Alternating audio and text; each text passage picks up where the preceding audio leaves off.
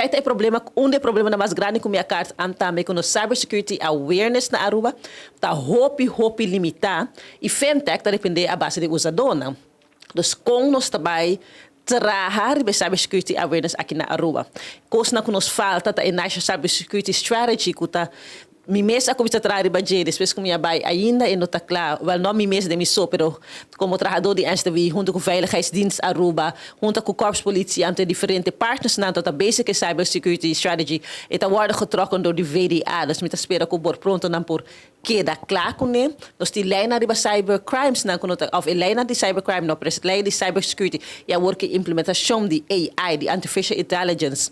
Com gente mal usar informação de outro gente via artificial intelligence.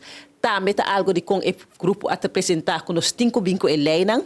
E GDPR, misa com comissão tá bezig com o ministra Bissami que ela vai e também puntra ministra de justiça com leu eta.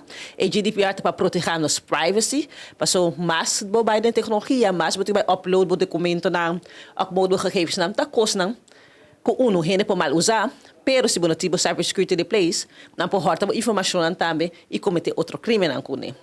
Me erg gosto a prestação de grupo das minha erg felicitar minister que grupo que ela quis para fazer análise aqui na ração análise hopi to row de que nos falta na onda nos quer vai e como para hasta chega aí não então botar steps geweest com nos para chegar não pero nos saco nos atrás aqui na Aruba com wetgeving com epotarda nos timbia com tem diensten na que hasi mais com trabalho of em outra sigo quad diensten na take over de Kiko.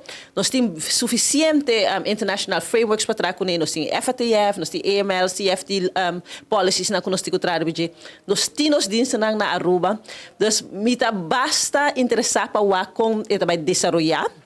Tem a tecnologia de desenvolver hopi mais ligeiro cultura outra área não, dus wetgeving, mensheidsmis, que é human factor, que é parte de mais importante com gente também começar a trabalhar com tecnologia e com não trabalhar com ele.